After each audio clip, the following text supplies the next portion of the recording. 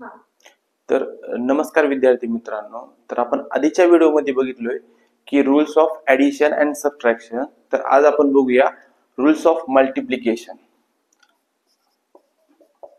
Rules of multiplication.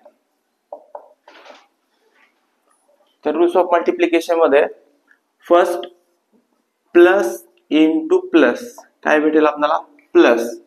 Second plus into minus काय मिळेल? Minus.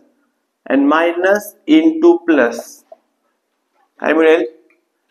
Minus. And third fourth one is minus into minus becomes plus. हे आहेत basic rules of multiplication. तर sir आता हे लक्षात कसं ठेवायचं सर? तर लक्ष द्या, टेन्शन घ्यायचं नाही. तर मी एक एक्झाम्पल देतो की कसं लक्षात ठेवायचं.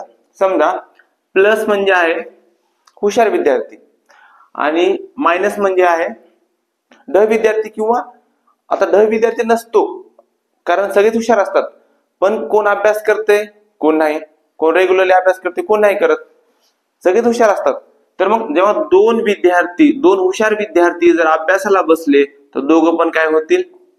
हुशार होतील ऑब्विसली. त्यानंतर जेव्हा हुशार विद्यार्थी हा टाइमपास करणाऱ्या विद्यार्थ्याकडे जातो तेव्हा ते दोघं पण काय होतात? ड होतात किंवा दोघांना पण काही मार्क पडतात. त्यानंतर जर ढ विद्यार्थी जरी हुशार विद्यार्थ्याकडे गेला अभ्यासाला तर तो ढ विद्यार्थी काय करतो? त्याला ड करतो. आता चौथी जी कंडिशन आहे ती एक्सेप्शन आहे. काय एक्सेप्शन म्हणजे? एक्सेप्शनला मराठीमध्ये काय म्हणतो आपण? अपवाद. अपवाद म्हणजे असं कधीतरच 1 लाखामधून एकदा होते की दोन ढ विद्यार्थी आहेत, त्या दोन ढ विद्यार्थ्यांना अशी जाणीव होते की बाबा आपले आई वडील एवढा आपल्यावर खर्च करतात, एवढं कष्ट करतात, चांगल्या शाळेमध्ये घातलेत, ट्युशन लावले, सगळे केले, सगळे आपल्याला जे म्हणाल ते पुरवतात, तर आपण काय करायला पाहिजे? अभ्यास करायला पाहिजे असे त्याला जाणीव होते. मग ते दोघं काय होतात? हुशार. तर असं लक्षात ठेवायचं. म्हणजे बेसिक रूल्स आहेत ऍडिशन, सबट्रॅक्शन आणि मल्टिप्लिकेशन, ज्यामुळे आपल्याला काही चूक होणार नाही. आता हे वापरायचं कसं? समजा आपण गेल्या व्हिडिओमध्ये बघितलं -8 -4 असं जर असेल, त्याच्यामध्ये ब्रॅकेट म्हणजे काय असतंय? मल्टिप्लिकेशन. Bracket means multiplication. तर first we have to solve the bracket. पहिल्यांदा आपल्याला काय करावं लागेल? ब्रॅकेट सोडवावं लागेल.